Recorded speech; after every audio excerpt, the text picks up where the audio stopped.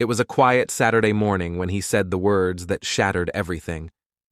"I don't want your parents coming here anymore." At first I laughed. I thought he was joking, but he wasn't. He was deadly serious. And when I asked him why, his answer made my skin go cold. Before we continue, please write in the comments which country you're watching this video from. Enjoy the story. If you had asked me 2 years ago what kind of man I married, I would have said steady. Ben wasn't flashy. He wasn't the life of the party. But he was reliable, quiet, a little controlling maybe. But I chalked that up to his job. He worked in logistics, always planning, always managing. That was just his nature. We met at a friend's wedding. He offered me his umbrella when it started to rain. He made me laugh during the slow songs. He didn't kiss me that night. He waited until the second date. Everything about him felt safe, predictable, solid. And after a string of bad relationships filled with drama and broken promises, Ben felt like the calm I didn't know I needed.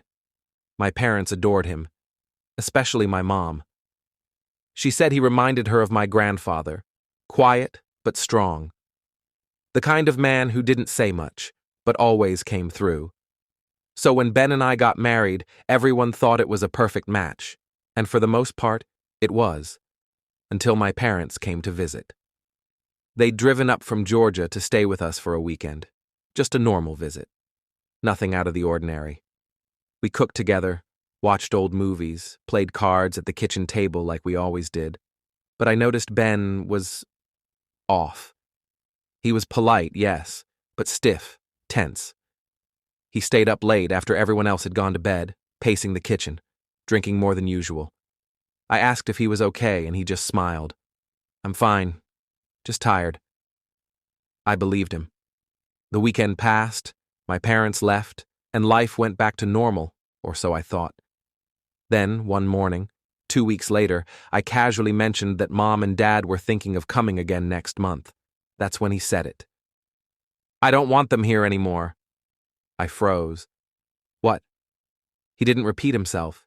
He just stared at me with that unreadable expression he gets sometimes, like a closed door. "Ben, what are you talking about?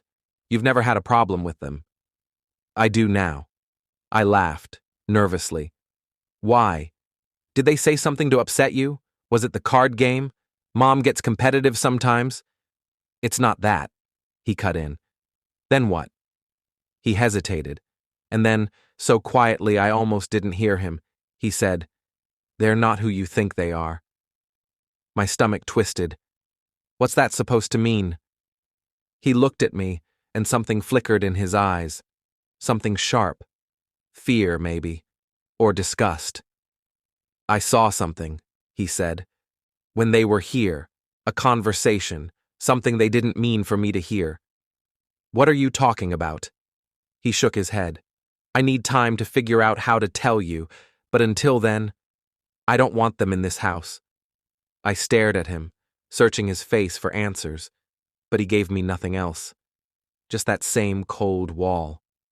That night I called my mom. I didn't tell her what Ben said. I just asked how the visit had been from her side. "Lovely," she said. "Why?" "No reason," I lied. But suddenly, I was watching my own memories differently. That moment when my dad pulled Ben aside on the porch. That whispered conversation in the garage. That locked drawer in Ben's office he'd suddenly started keeping shut. My mind started to spin. Something had happened. And it wasn't just awkward in-laws or a bad weekend. Ben was hiding something. Something about my parents. And I had no idea who to trust. Ben didn't bring it up again. He acted like everything was normal. Breakfast in the mornings, quiet dinners at night, a kiss on the cheek before bed. But the silence between us stretched longer, thicker. And I couldn't stop thinking about what he said. "They're not who you think they are." It haunted me. I kept replaying the weekend in my mind. My parents had been nothing but themselves, warm, easygoing, kind. We laughed over dinner, played Scrabble like always. My dad even fixed the loose handle on the back door. but I couldn't ignore the strange moments. That time I came downstairs late at night and saw the porch light flickering through the curtains, and silhouettes. My dad and Ben, talking low, tense. When I asked about it the next morning, Ben just said they were getting some air. Now that moment felt different. Office. So I started digging. First, I checked Ben's office while he was out running errands. It felt wrong, snooping. But something in me said I had to. That drawer he always kept locked, the one he never cared about before the visit. I found the spare key taped beneath his desk drawer. Inside was a folder, just one, labeled in his handwriting, Harper, 1986 to 1993. Harper was my maiden name. My hands were shaking as I opened it. Inside were printouts, old newspaper clippings, public record screenshots, some faded photograph. Most of it didn't make sense at first. A fire report, a court filing, a police statement about a possible fraud investigation tied to a company I'd never heard of. But the names? My father's name showed up again and again. So did my mother's. I couldn't breathe. I skimmed through the rest. It was all from before I was even 10 years old. Things I never knew about. Things no one ever talked about. One line stood out, typed in bold across a court document. Case dismissed due to lack of evidence. Identities sealed under witness protection guidelines. What was this? I slammed the folder shut. When Ben came home, I was waiting for him in the kitchen. I found it, I said quietly. He didn't pretend. He didn't deny. He just closed the door and sighed. I didn't want to tell you until I was sure, he said. Sure of what? I snapped. That your parents aren't who they say they are. I felt like the floor had vanished beneath me. You're saying my whole life is a lie? No, he said. I'm saying they changed it. To protect you. He pulled out a chair and sat across from me. Apparently, when my dad pulled him aside that night on the porch, he told Ben something shocking. He said we might be in danger, that someone had found them again, someone from their past, someone who blamed them for what happened years ago. Ben said he didn't believe it at first, until he started looking, until he found out that my parents weren't born in Georgia like they claimed, that their marriage license had no digital record, that an entire 5-year stretch of their life, my early life, was missing from the state database. Witness protection? I asked, numb. Ben nodded. I think your parents were involved in something. Maybe they testified. Maybe they saw something. Whatever it was, they ran. And they've been hiding ever since. But why wouldn't they tell me? Because it's safer if you don't know, he said. But now someone might have found them again. And if they come here, they'll find you too. I just sat there, frozen. Everything I believed about my family was cracked wide open. I didn't know what to think. I didn't know who to believe. All I knew was something was coming, and my parents had spent their lives trying to keep it away. The next morning, I called my parents. I didn't tell them what Ben had found. Not yet. I just asked plainly, "Is there anything you've been keeping from me?" There was a pause. Then my mom laughed nervously, like I was asking about some childhood secret. But my dad, he didn't laugh. He said, "We should come up there, today." I told him Ben wouldn't be okay with that it wasn't safe. Then I heard it in his voice, a kind of fear I'd never heard from him before. "He's right," Dad said. "Someone's been looking for us. I didn't think they'd find you." I felt my throat tighten. "Who is looking for you?" He hesitated again. Then he said, "It's not a phone conversation. We'll explain everything when we get there." I hung up, shaking. Ben was at work, so I sat in the silence of our house and waited. I kept looking out the window. Every passing car made my heart jump. I didn't even know what I was afraid of, just that something had shifted. Something real was closing in. By late afternoon, I got a text from my dad. "We're 2 hours away." They were coming anyway. I didn't know whether to be relieved or terrified. Ben came home an hour later. When I told him, his jaw clenched. He paced the living room in silence for a few moments, then finally said, "If they're coming, I need to show you everything." He opened his laptop, pulled up a file folder labeled simply, Lockwood. That's my father's original last name. I'd only ever seen it once before, on an old birthday card my grandmother had mistakenly sent. Inside the folder were scans of documents Ben had found, old property records, a tax ID tied to a now-defunct business, and one photograph that chilled me to my core. It was a newspaper clipping, black and white, grainy. But I recognized my dad immediately, standing in front of a burning building, wearing a suit and tie, flanked by 2 FBI agents. The headline read, "Key Witness Identified in Cross-State Arms Trafficking Trial." I stared at the photo like it was someone else, like it couldn't be my dad, the man who grilled burgers on weekends, who took me to Little League games, who cried when I left for college. "He was a witness in a federal case," Ben said quietly. "His testimony helped convict a man named Vincent Morelli, mob-connected, dangerous. They promised your dad protection, but Morelli had people. Some say he swore revenge."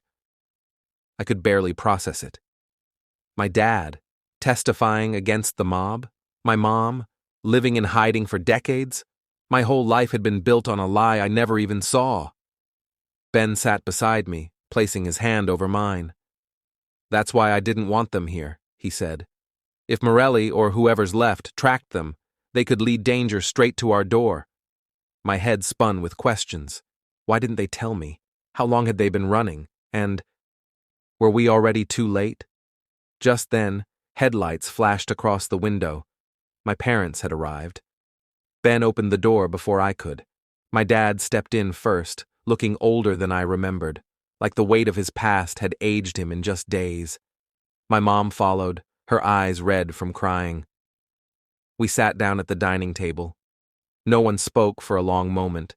Then my dad finally said, "I was going to take this to the grave, but I see now that was a mistake." He looked directly at me. "You deserve to know the truth, all of it." And that's when he started to talk, about a warehouse in Pittsburgh, about a sting operation that went sideways, about the night they packed everything in the back of a car and disappeared, about the man who had threatened their lives and mine unless they vanished forever. Ben didn't speak. He just listened. His arms stayed protectively around my shoulders. And me? I felt like I'd stepped into someone else's life. Everything I thought I knew about my parents, about my childhood, about me, had just been rewritten, and somewhere out there, someone still hadn't forgotten. My father's voice was steady as he told the story, but his hands trembled. He spoke like someone who'd rehearsed these words in his head 1,000 times, but never dared say them out loud. "I wasn't supposed to testify," he said, "but I saw something I couldn't ignore. Morelli wasn't just dealing weapons, he was selling to people who had no business getting them, people who used them to hurt others, children, families." He swallowed hard. I gave the FBI everything I had. Documents, names, meeting places. I thought we were doing the right thing. "But," he added, voice dropping, "right and safe aren't always the same." After the trial, they were relocated. Different names, different town. My mother left her teaching job.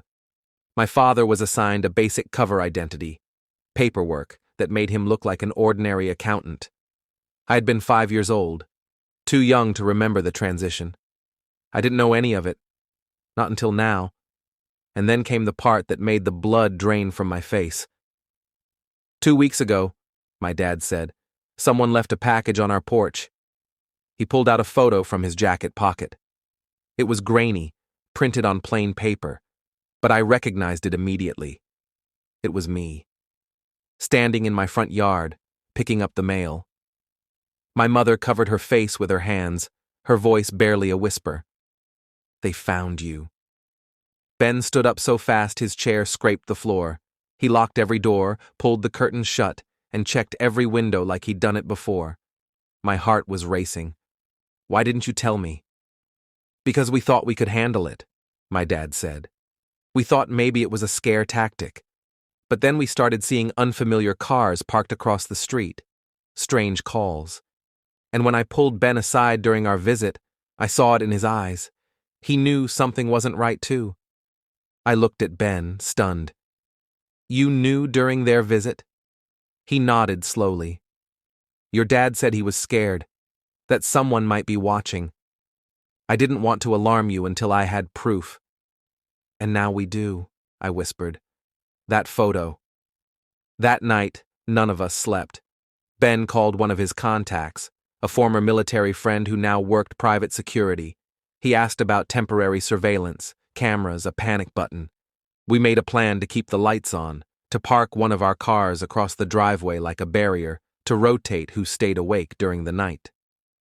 My mom and I sat in the living room, holding hands like we hadn't done since I was a child. She whispered apologies over and over, as if hiding the truth had been a crime worse than the danger itself.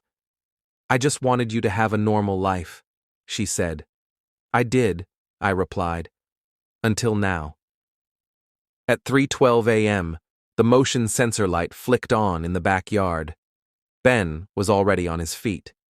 We watched from the kitchen window as a figure appeared, tall, hooded, standing just inside the fence line.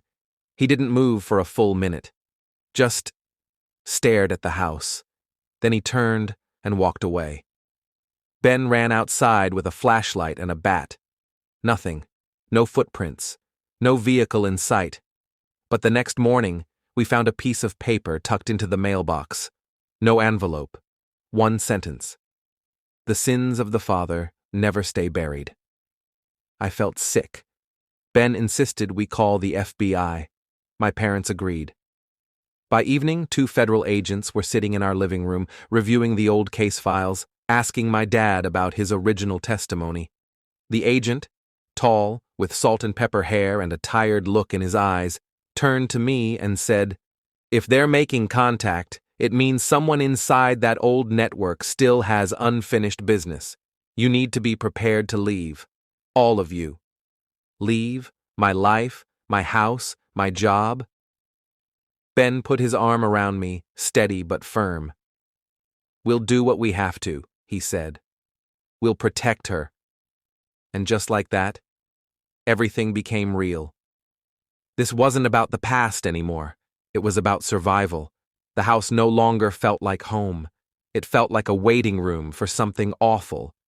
Every sound was a threat, every shadow outside a warning. The FBI advised us to prepare for relocation. Not just my parents, me too. They said it was temporary, just until the investigation was complete, just until they confirmed who was behind the threats. But how do you leave behind a life you built from the ground up? My job, our wedding photos, the neighbors who smiled when we walked the dog, gone, just like that. Ben packed bags while I sat on the edge of our bed, frozen. "I can't believe this is happening," I whispered. "We didn't do anything wrong." He knelt beside me, took my hand. "Number." "But they did something right," he said. "They stood up when no one else would, and now we're paying the price." I nodded, but the ache in my chest didn't ease. We moved into a secure facility just outside of town, a government-owned safe house used for witness protection transitions. No phones, no internet, just one landline connected directly to a federal line. My parents were given separate quarters across the hall. I watched them from the window sometimes. 2 people who had spent decades pretending everything was normal, now forced to face the consequences of that silence. The worst part? I understood why they did it. They didn't want me to live in fear. But the truth had found me anyway. On the 3rd night, the FBI agents brought news. They had identified the man in the photo from our yard.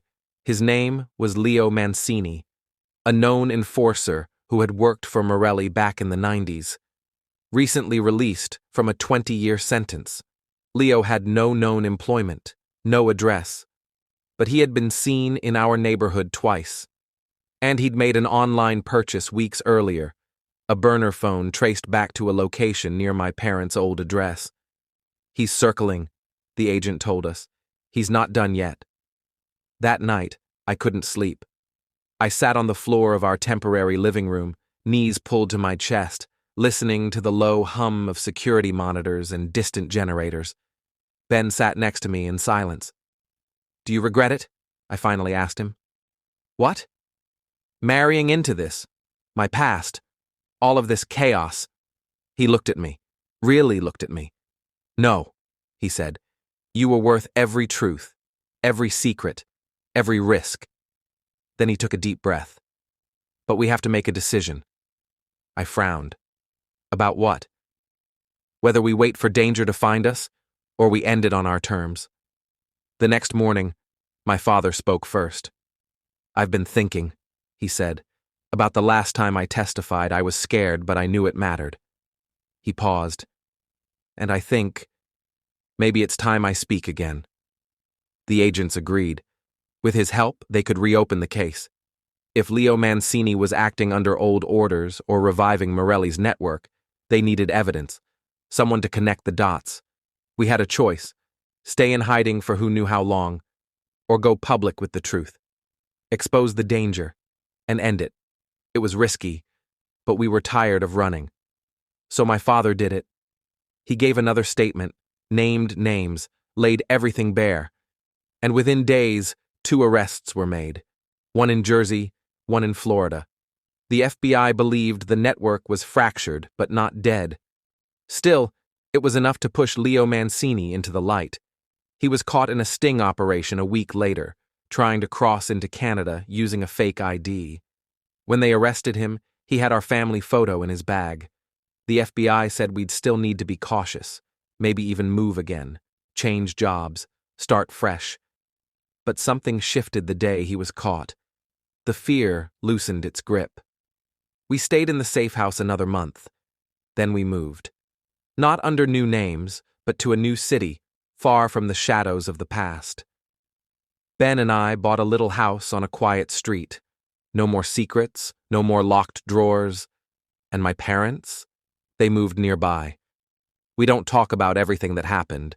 Not every day. But sometimes when the sun sets just right and the world feels calm, we sit on the porch and remember how close we came to losing it all.